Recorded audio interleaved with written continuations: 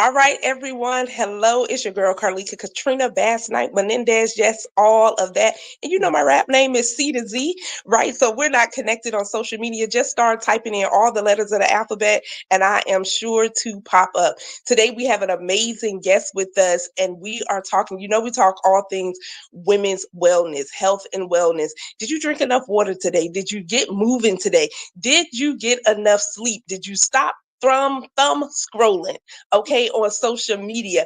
But today I am joined with Miss Crystal, and she does melanin, maternal health and wellness, all of those things, right? And so a lot of times we don't think about a doula, we don't think about a midwife, because I don't know about you all, but when I had my kids, those options were not even presented to me, right? So today we are having a conversation because we know that the maternal mortality, especially in the African American community, right? Crystal, I have my own journey and own story when it comes to maternal madness, right? And so, just even as a lot of times people are thinking, oh, well, I'm a professional. Let me tell you, as a professional woman, all of the things I have been mistreated. There were things that shouldn't have been said. There were things that shouldn't have even been done, right? And I know you wouldn't have did it to someone else. So, Crystal, welcome.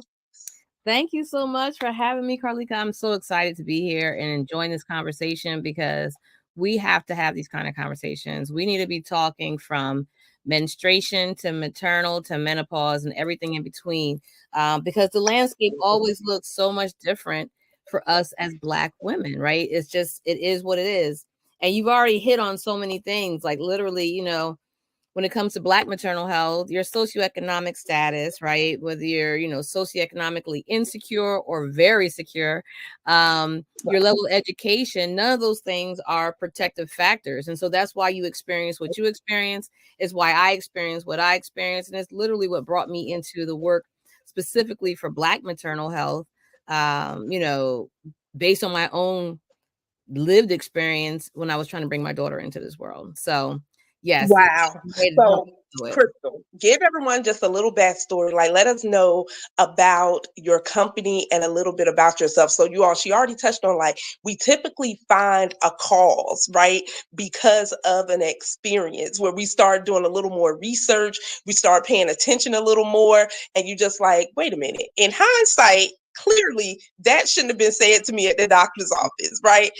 You never should have alluded that I was a drug seeker or anything, and even stating those things. And so just share a little bit about who you are and exactly what your company does. Absolutely. Thank you. So, I have been a civil rights activist literally since my high school years. That's when I came into the NAACP. And then in my adult years, I became, in the leadership role of New Jersey State Conference. I was once a young adult chair and a convention planning chair. And then I stepped into the role as a second vice president of the New Jersey State Conference. And with the NAACP, there's state level, there's our national office and your local. And so, I was also the local branch president at the time that I became pregnant with my daughter. And I was convention planning chair for the state at the same time. And I had this horrendous experience with my pregnancy, but I'll get into more of that. But I say all that at that point is because while I was already, out here, fighting for justice in so many other spaces, police accountability, housing, and things like that, I go and I encounter, this terrible or very challenging pregnancy experience and realize it really wasn't being discussed enough in the circles that I'm working in around social justice, right? And I'm like, okay. Wow. So during my pregnancy, I started a blog. It was called Melanin and Motherhood. And I started at 20 weeks because up to 20 weeks was already very rough. And you had the 20-week scan, right? And 20-week scan. And once we go through the scan and it's all the fingers and toes are there, I was very fortunate. I was like, you know what? I want to chronicle the rest of this journey because this has been rough, right? And it didn't get better, right? It continued to become more challenging. And, by the time I actually gave birth, for me, melanin and maternal wellness was literally a matter of, you know, a love letter to my daughter, because I really wasn't sure that I was going to make it through labor and delivery. Wow. Wow. By the time, Wow. yeah, by the time that, you know, I came up to my 8th month, I realized, like, okay, I'm doing this for a different reason at this point, and I need to be very, very cognizant of my story, right? Making sure I'm the one who's telling it, because I told myself, Mhm. if I don't make it, I want her to know I tried. I did the best I. Oh, And so I would write, you know, about the times I'm in triage for hypertension. I had preeclampsia. You know, I'm a preeclampsia survivor. She's a preemie. My daughter was a preemie.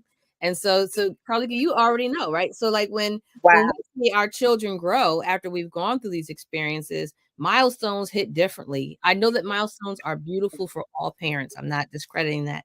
But when you felt like you or your child didn't have the chance to begin with, those milestones hit differently. Yesterday, my daughter went to first grade, Wow. and I was like, my goodness, she's first grade, she's tall, right? And but she came here 4 pounds, 1 ounce, and only 16 Wow. inches long, right? And so Wow. I from that, Wow. yeah, yeah, you know, so from that, That and I'm sitting here and it makes you look, we ain't gonna look, y'all, we ain't gonna be up here crying today, okay? I know, But right? when you really think about the journey, and a lot of times we everyone know, regardless if they ever, you know, become pregnant or anything, they know the process, right? But we don't know what that journey is really going to look like. And everything that you said, I can personally resonate with because I developed preeclampsia.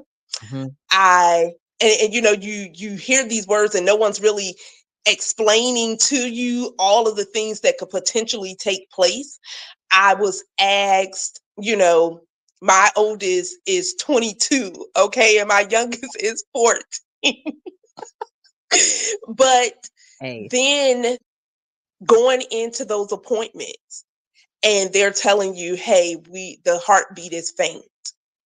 You're in and out of the doctor's office. They're telling me, hey, I need you to gain like 60 pounds. Because at that time when I got pregnant with her, I was 80 pounds.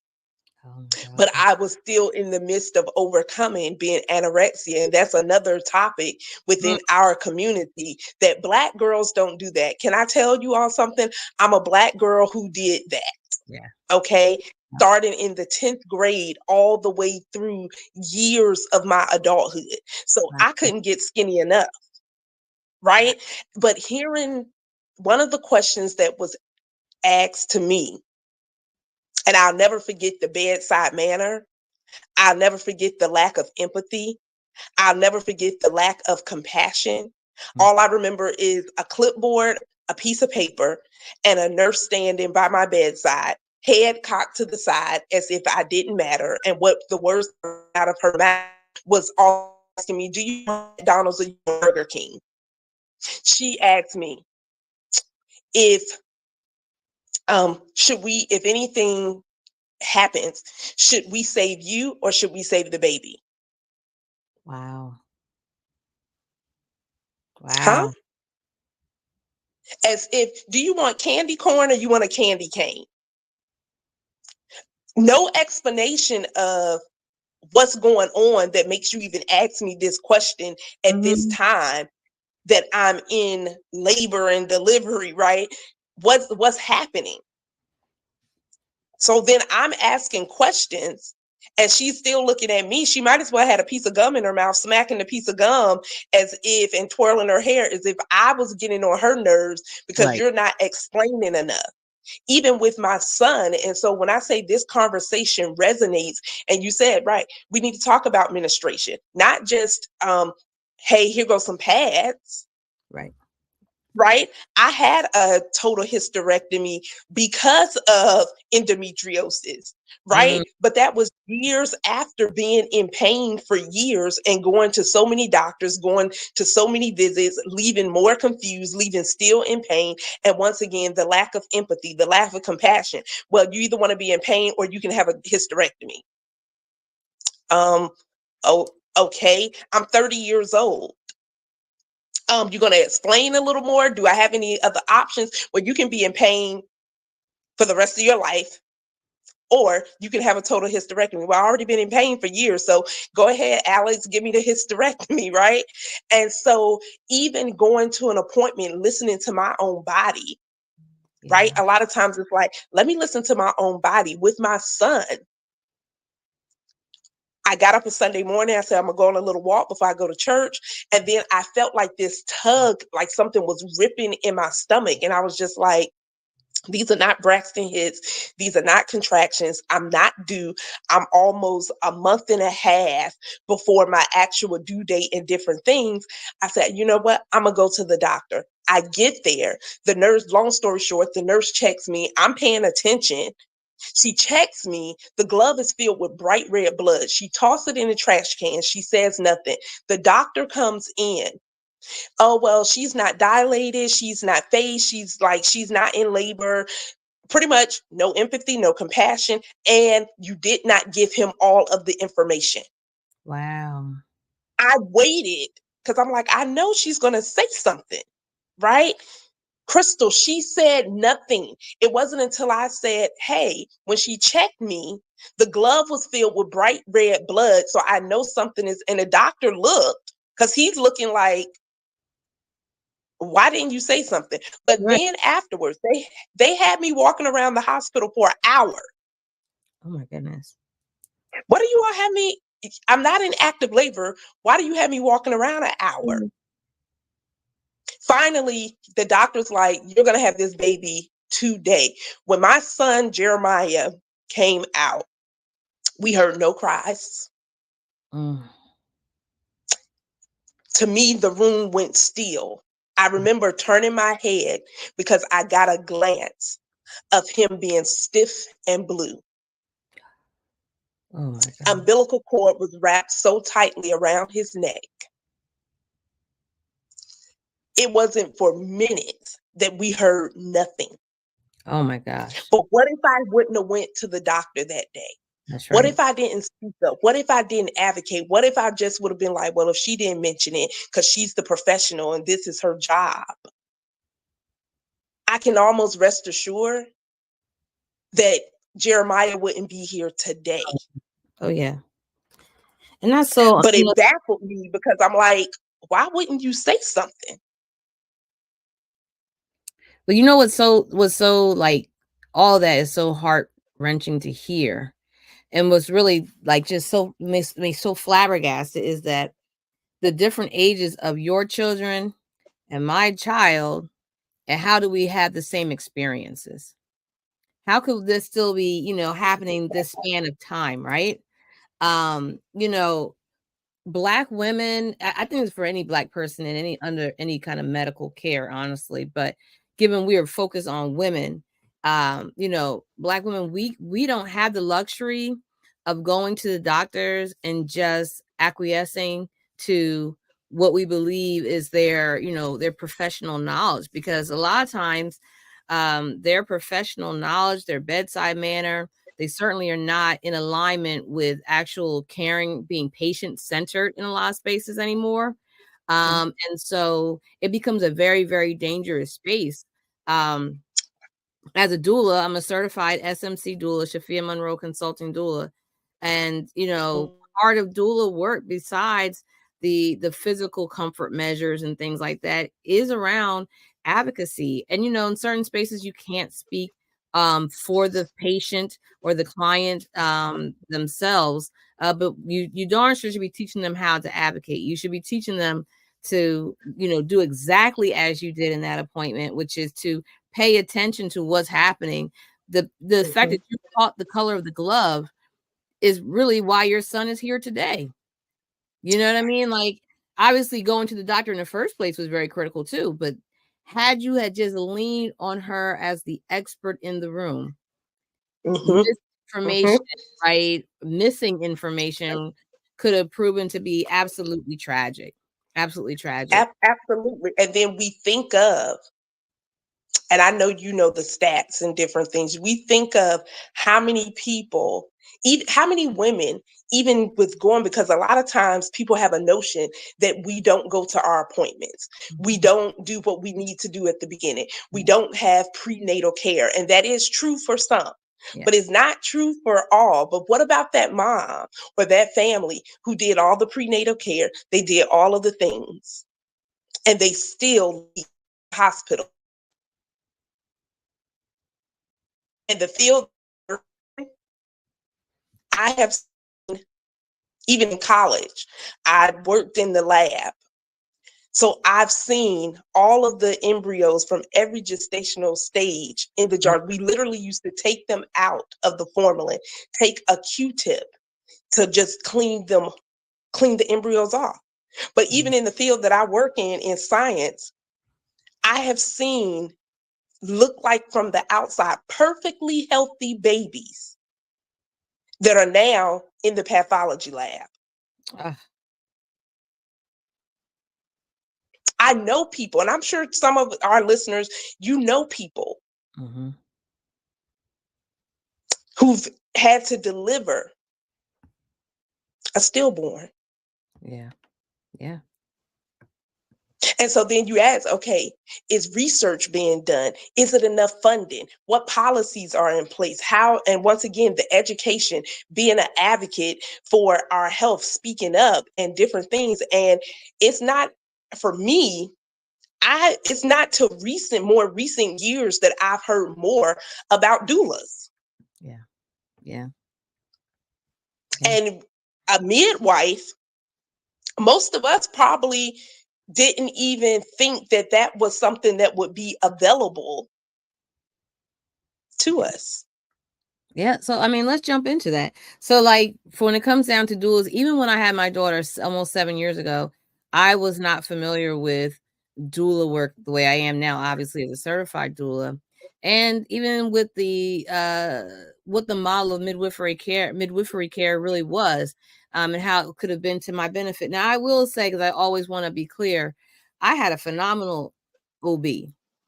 My encounters with, racism in the healthcare structure was anytime I had to go to the hospital triage. It really wasn't with my individual provider. Fortunately, everyone can't say that, but I like to say that because I had a Black OB who has been in this game for years, and she has bedside manner, and she, I could trust the care. And I'll say this just as a brief little anecdote, before I continue around doulas. It was in the hospital after I had my daughter early. I'm experiencing pains and everything after the emergency C-section that I was very much ignored, dismissed, and it got to the point where I literally told the nursing staff, I said, listen, I know my doctor is in the building because she's on call this weekend. I don't understand why you won't go get her. But since you won't, I'm going to call the on-call of the practice and state my concern to them. And then they can contact her, and then she can ask, why was she not contacted by you directly? And so it was at that point where they were like, okay, we can go, we'll go find her. And she came within like 10, 15 minutes, right? Like, Crystal, we have to take those measures. Exactly. Why did it have to come to that? And so, for me, my doula was my mother. She was there. She came as often as she could to those emergency triage situations where I'm there being monitored. And of course, this particular day, it was going to be Showtime weekend, and not just a typical, coming in, they monitor, and then I go home after a few hours. And so, when it came down to, what doulas do, you're right. It wasn't as commonplace of a conversation as we're even starting to have now. And because of that, you even starting to see a lot more challenging around doulas themselves, right? Because doulas historically were deemed, for privileged white women, right, to have this support to come in hospital, and no one's checking their credentials, no one's giving them a hard time or an attitude when they're there supporting their clients. Right. And now that you have this influx of Black doulas, now you Yep. start to see more of the gatekeeping, right? Like, well, we need to see your certifying papers and this and that. And Yeah. bottom line is, doulas are an unregulated field. So someone could be a doula for 20 something years and never come through one of these other certifying bodies. Doesn't make them less of a doula. And who are you to challenge Right. if you don't even have the credentials to challenge it, right? And so, and so we see that, right? And on the flip side, when it comes to doulas, right? Doulas offer emotional support, physical support, and informational Yes. support, right? It's easier to speak with your doula than just to hop on Google. When you go on Google, you can find anything. If your finger hurts and you Google it the right way, you will think you better go straight to the hospital because it's due to fall off in the next 32 seconds. So, Right. doulas are very, doulas are very good to have in your corner, because the last thing you need is to be trying to figure out what's going on and read something that makes you more stressed. Black women, Black mothers in particular, you don't need your stress rising while you're pregnant.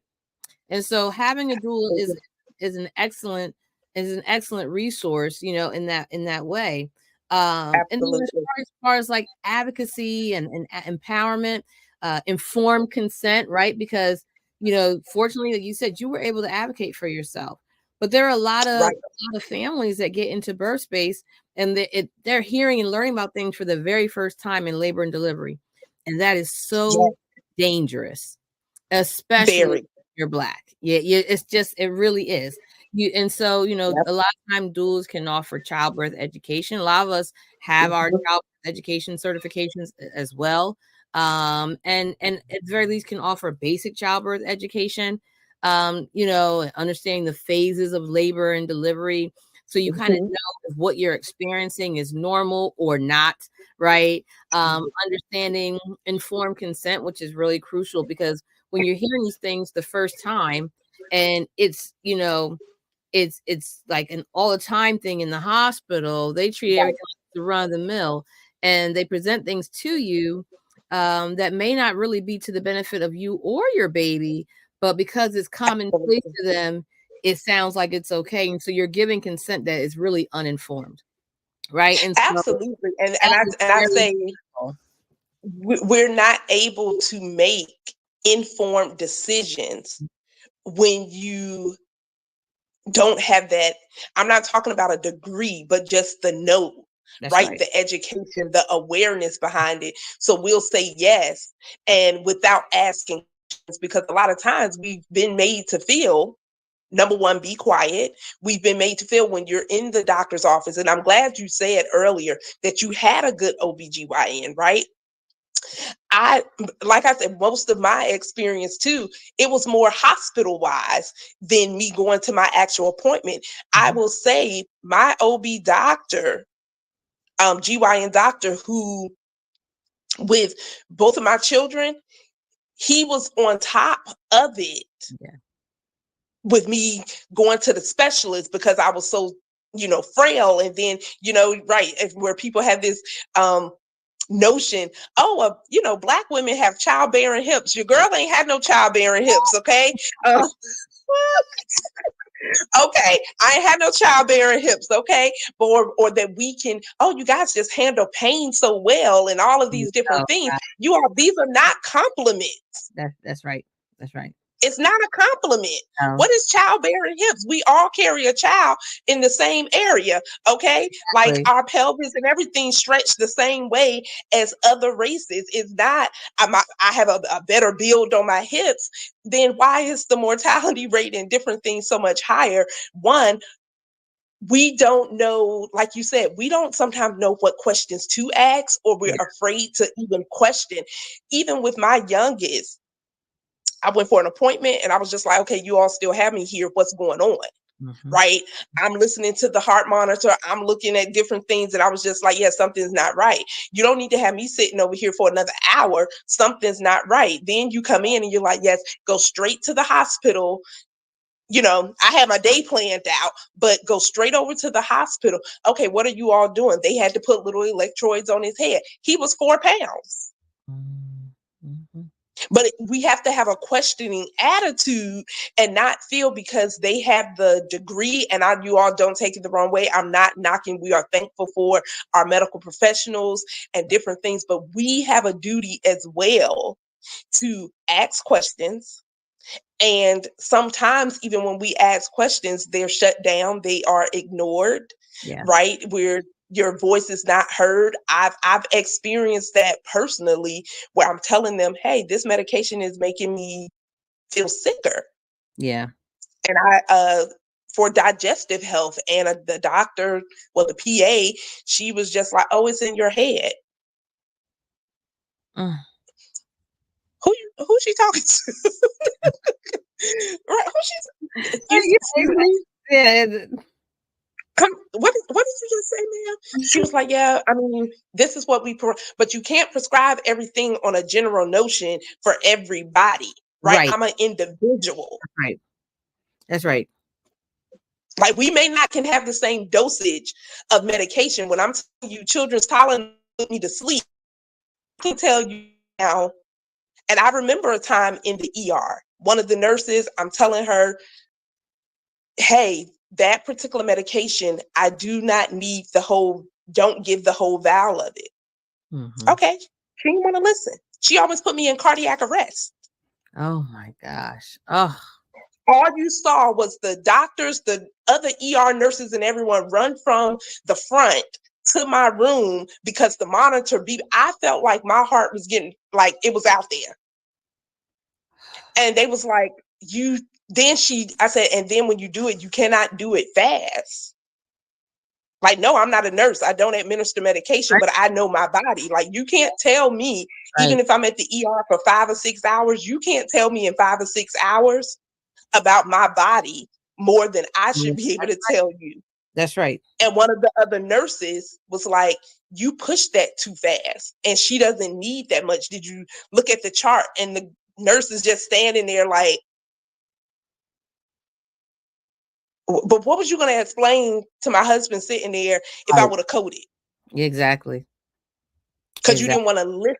So when we think of maternal health, what is some advice that, because a lot of people don't know resources that's available in their communities, or even know where to research to see what should we be researching? How can we advocate more, even in our local communities and even on a national level? We are seeing more conversations around maternal health.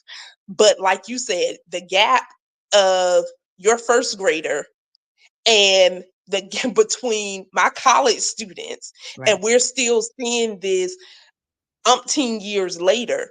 What advice do you give us to advocate for ourselves, to advocate in the community?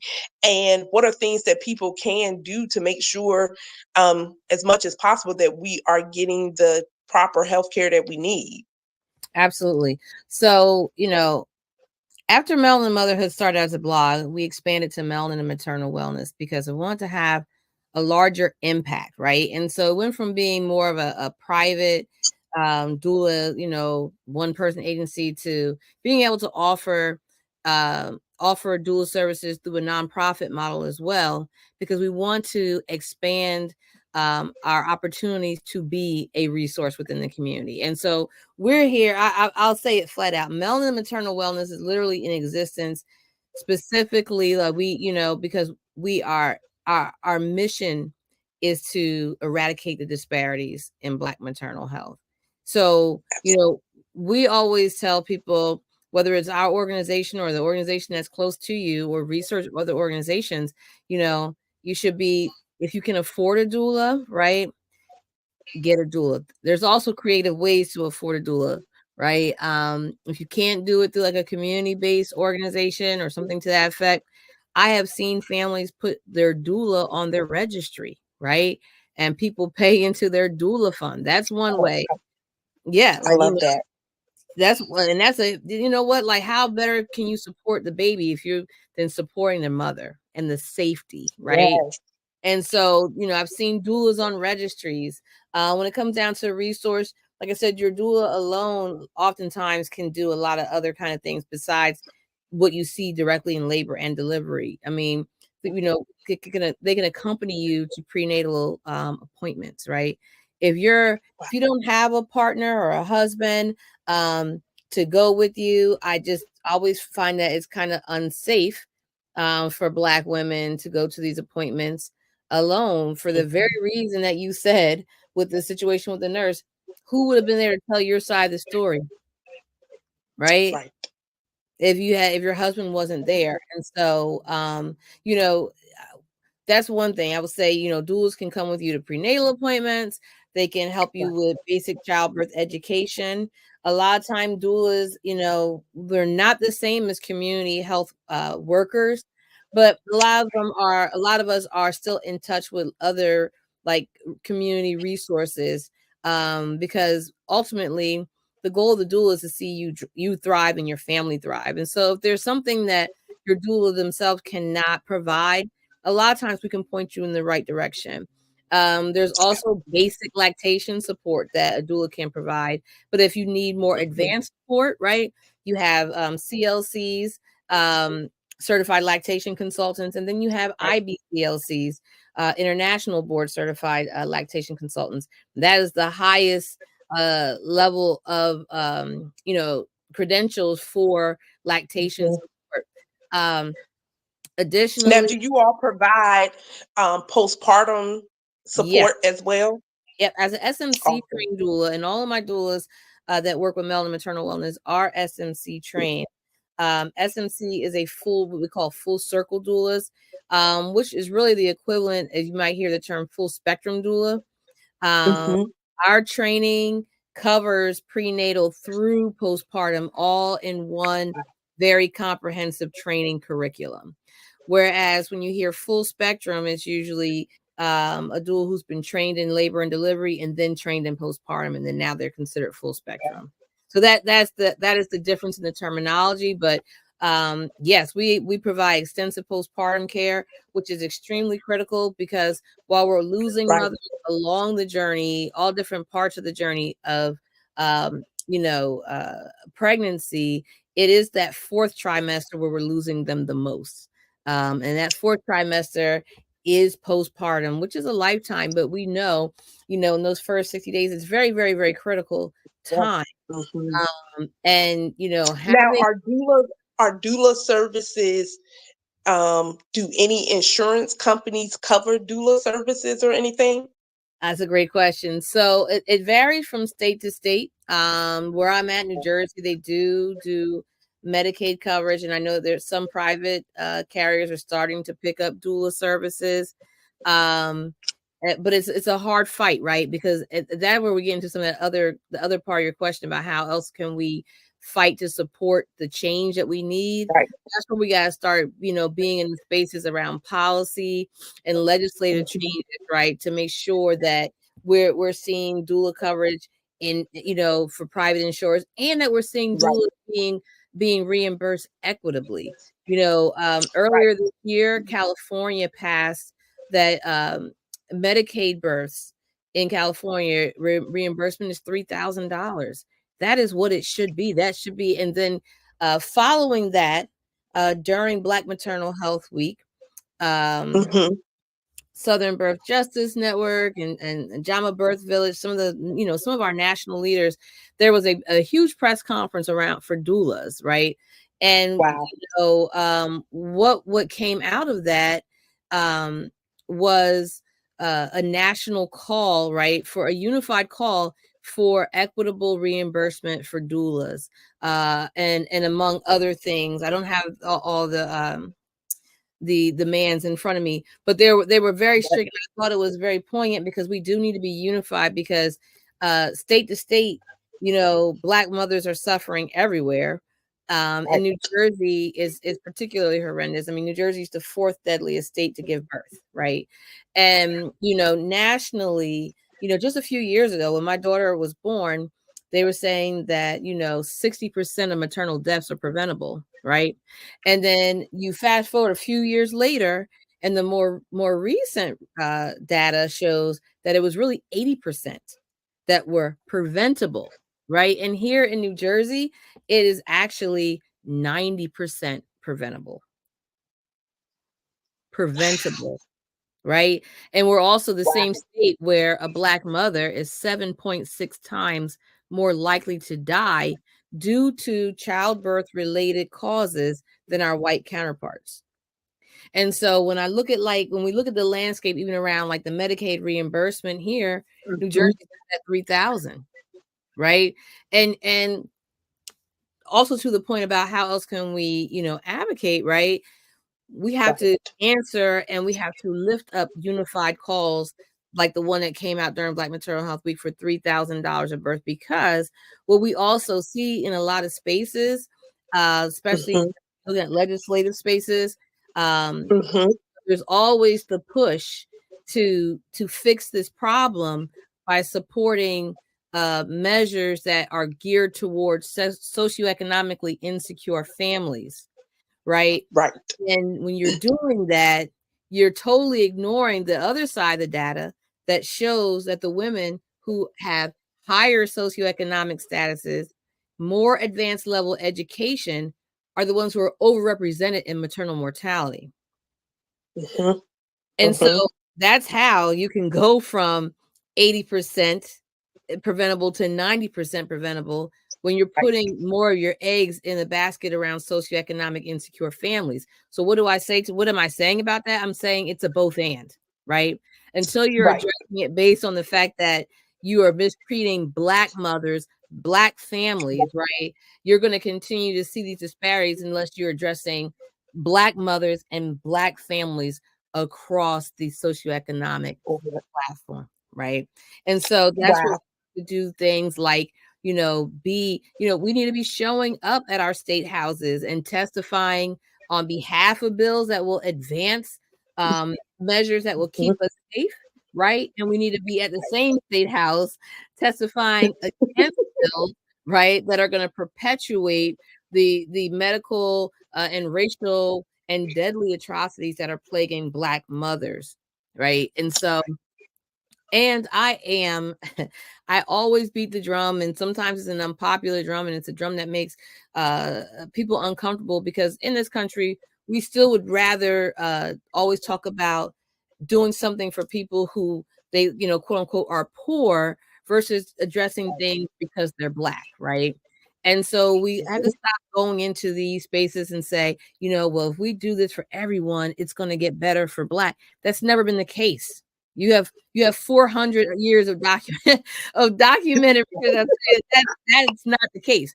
So we have to, when we get out here on the front lines, when we're advocating for policy changes, when we want legislation to last beyond the pet project of a sitting legislator who has feel good, performative bills sitting out there, right? When we're out there on that, we need to be saying, how is this going to positively impact Black birthing? That needs to be intentional in your bill.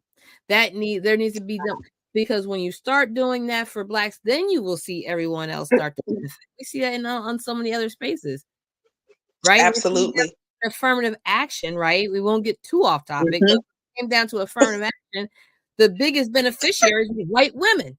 So what, you know what I mean? And so I mean, you're right. I mean, even when we look at, it wasn't till, most recently, when more of the DEI and all of these different things came about, that we start seeing changes, where when we think of our health books, we never saw a Black baby in the book, right?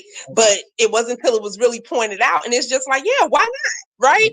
So a lot of things we didn't see, and even when it comes to menopause and things too, when I used to Google, right, at 30, I didn't see anyone who looked like me. It was an old white woman, right? And I'm just like, so is menopause, it's not just white, right? So then when you're starting to look at research and different things, well, who y'all researching? Right? And so I'm there with you, right? It's when we look at it as a whole. Yes. And not just breaking up, but if it's not for people and organizations like yours, right, that's speaking up to make a greater impact locally, nationally, on federal levels, all of these different levels, most of these people, you're not going to go into the communities that we would go and educate in. That's right. That's right. That's right. I remember after I had my hysterectomy, leaving the doctor's office with 2 pamphlets. That's it. No resource for a support group, no see you in 6 months just to see how you're adjusting to this new life. And that's why I asked about the postpartum, right? Because once you leave the hospital, your room is cleaned and we're prepared for the next patient. Yes. Yes. It's okay. We wish you well, but is anyone who's that person? It's almost like after, someone passes away, right? You have all of the family, you have all of these people calling, texting, coming in and out, all of the things. Okay. The day of, you have the funeral. Afterwards, okay, when everyone else has returned back to their homes, back to their workplaces, back to their normal, regular lifestyles or whatever they have, right? Their regular routine. Yes. I often find that I'm the person, let me check on them after, because they're going to have a lot of people when you get that initial call. They're going to have a lot of people leading up to the funeral. They're going to have a lot of people the day of, and maybe a couple of days after. But what about the 5th day? And what about the next week? And what about the next month? And what about the coming up on the year anniversary? What about then? And my mind takes me there. Who's calling and checking on people then? So after the mom goes home with this new baby, right? You don't know what situation people are going back to, right? But I know after I had my kids, I didn't get no phone call from nobody. Yeah. To see how I was doing psychologically, see how I was doing emotionally, not seeing if I had Pampers, right? But even just a wellness check to say, hey, how are you adjusting with the new baby? All of these things. Are you okay? Is the baby okay? Even think about baby showers. Most people, you don't bring anything for the mom.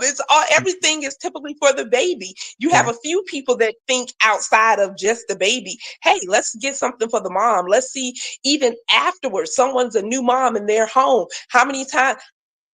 Outside of my family support, I didn't have someone asking me, hey, do you need me to do anything? Like I could come over, I don't know, wash the baby clothes, clean up, just sit with you. Do you need a listening ear? Like, can I drive you somewhere to the park? Or the emotional support. And that's one of the things that we're seeing in workplace, the lack thereof, whether it's in the workplaces, whether it's in the churches, whether it's in our communities, all of the things. We're lacking the empathy, we're lacking the education, we're lacking the compassion, and we're lacking resources. You know what we're really lacking though, Carlika? We're lacking village mentality. We have gotten so colonialized that we have walked away from our village world, right? And when you live a village set mindset, which is how I tend to operate, I am a village centered, African centered person, right? That's who I am. You have all those things to tap into, but we've adapted, right? We've assimilated. And so, we start seeing things like, and COVID exacerbated it, but it was already there before COVID. But it's like you bring your newborn home and you keep everybody away because new baby, you don't want germs, you don't want anybody around your home. And there's some, I'm not saying there's nothing to that, like that mindset of wanting from a safety perspective and things like that. But you're also keeping people from being able to check on you, right? And support you, right? And be your village, like village and African. And African indigenous people, which we are. I know everyone doesn't always like to, claim the African and they're American. And then, as your, you can die on whatever hill you want to. But I'm just gonna say, as an African-centered person, I believe in having a village, right? And so when you come to my organization, we start talking about postpartum planning, right? Because you got to do planning. We want to be checking in on, having measures to check in and measure your mental health. Black maternal mental health is its own issue too, right? So you want to be checking in there. You want to have people, written into your plan about who can support you with meals. If this aunt is the great cook, that's the one you should be asking. And if the other one is the one you might want to ask to help do some light laundry or pick up something. But don't, let's not, pride goes before the fall, right? These are your families. This is supposed to be your village. You need to connect with these people and create a comprehensive plan, because honestly, it's easy to say I don't want people around and this and that, and like I said, there's some safety to it I can understand, but you're also letting your village off the hook, because there are people who would want to help you, but once you say you don't need them, they're going to just move right on, right? But find and this is the thing, Crystal, we find that in so many aspects of our life. Right. Yeah. Even in menopause, you find instead of including people on the journey, we push people away, we exclude people because I got it. And like you said, there are some measures, but look, when you got to go for your 6-week post-op checkup, you out in public. Okay. I'm just saying. So when you got to go get some more Pampers, or you got to go do grocery shopping and you're not on the delivery bandwagon, right? We didn't always have that. Right. So you still went out to do whatever it is. So I love that you said we need to get back to the village, right? Yeah. To say, hey, we're in this together, and how can I serve and support you on this transition, on this journey? We can look at someone who's getting married, that's a transition. Getting divorced, that's a transition. A new baby, becoming an empty nester, going from your first period to the last period, right? Yeah. It's a transition, even when, like you said, when you see the journey of your own children, right? And people, people who kids are older, but I'm not the one to be like, well, my kids are older. No, I ask moms and I ask families, are you okay? Because look, you might not be okay that first day of school. You might not be okay with your child entering high school. You might not. Yeah. So that emotional support, or like, wow, these years are really going by. And even when we look at it on a financial standpoint, when we look at it on a relationship standpoint, how many couples struggle after they have a new baby trying to adapt but keep afloat work life, right? Because once you're maternal leave, it's up and over and all of these different things. Now you got to depart, you having separation, you having grief, you feeling guilty, like you grieving and you guilty, all of the things. And what is the workplace? They're like, show up, right? All right, welcome back. Here's your workload. And you got to be fighting that. And that's another space that we have to, consider when we're looking at the policy landscape. What does the paid leave look like? The paid leave laws look like in your state, right? Last year, the year before, when the Pump Act was passed, that was really critical because it helped facilitate spaces that once you return to work, you can pump your breast milk. Because for a family that is exclusively nursing, right, that also is a huge money saver. And when you're saving money, you're less likely to be stressed than when you're trying to fight to afford formula, right? So all these things have to be, to be looked at when. But do you realize how many workplaces still don't have an area? Oh yeah, a designated area for women to pump. You need to be reported too. You got to start reporting. Like, you want someone to go in the bathroom? You want someone to go in a conference room? Like, is that where you take your lunch? Is that where you eat your lunch, in the bathroom? Well, then that's you're nasty, right? You know what I'm saying? It's just, there's so much work to be done across this landscape, and true to form with most things in this nation, those who are impacted the most are those who look like you and I. And we have to really, fight as a village too, support as a village, learn as a village, teach as a village, love as a village, right? We got to care for each other. Absolutely. And I 100% agree. When we get to that point of, it doesn't matter how much money you have in the bank, it doesn't matter if you live in the penthouse or the projects, That's right. that love goes a long way, and just loving being a human being Yes. to say, I'm here for you. And sometimes all it takes is one kind word, That's right. one notion of kindness, Mm-hmm. one resource that changes someone's life, such as your Melanin Maternal Wellness, changing lives, impacting lives, educating, and being a thought leader to say, look, I'm not just stopping here.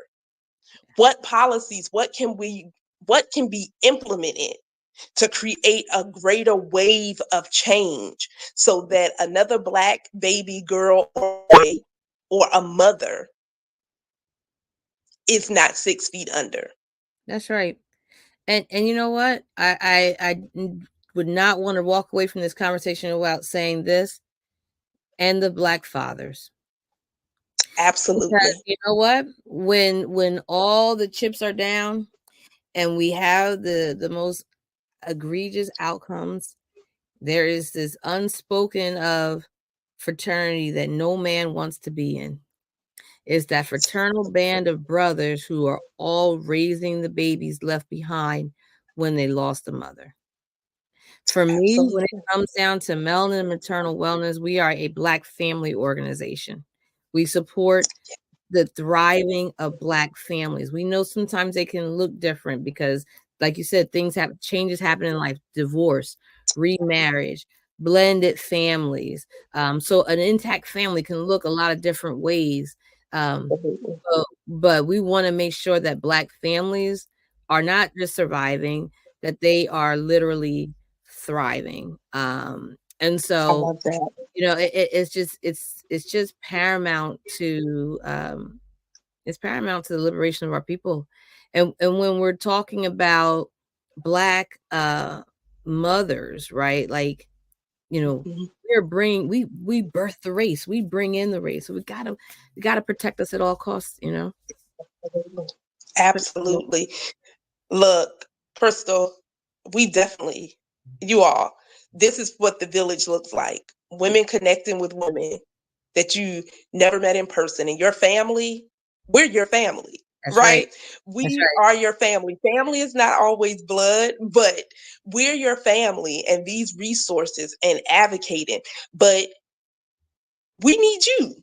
That's We right. need you to show up too, right? That's We all have accountability. We all have a responsibility to play, and we need you to show up. How can you show up? You can connect with Crystal. How can you show up? You can contact her organization and see, how can I support? What can we do? How, if you know of resources, you know of people that she should connect with, and different things. This is how you build a village that's just not right here, but can go from the East Coast to the West Coast to wherever. that's right. Right. And so this is how we build the village. This is how we build strong families, to build strong communities where everyone's voice matters, everyone mental health matters, every mother, father, children, every aspect of our life matters. So, Crystal, let everyone know how they can connect with you. And if you have anything coming up, let us know. Yes, thank you so much, Carlita. I want to say, back in April, we released a toolkit called Ashe, right? And it's the Ashe toolkit is basically around advancing maternal health legislation through an African-centered lens.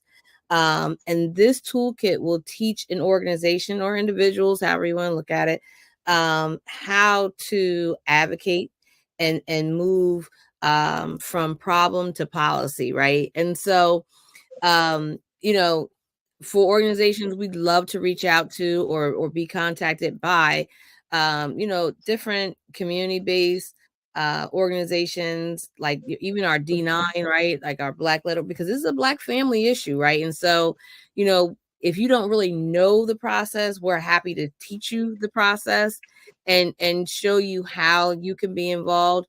It's not a curriculum exclusive to women because, as I've said, over and over again. It is a Black family problem rather, excuse me.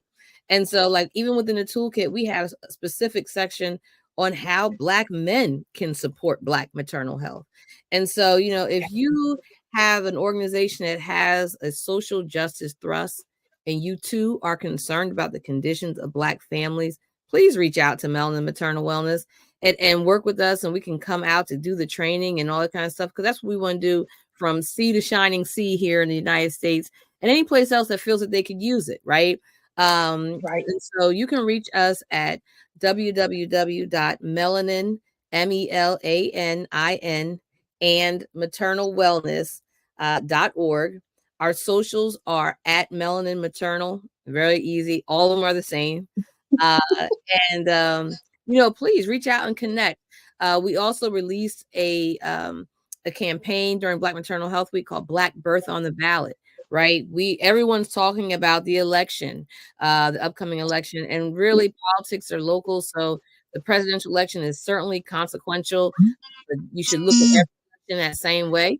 And so Black Birth on the Ballot teaches you about civic engagement with a focus on Black maternal health as part of your why for going to the polls, right? And so we have a couple of resources out there, and of course we have our dual services and childbirth education and things of the like. But we recognize this is a multifaceted problem. It's going to be multifaceted solutions, and so we're here to serve and be your village. And we want to make it, you know, adapt a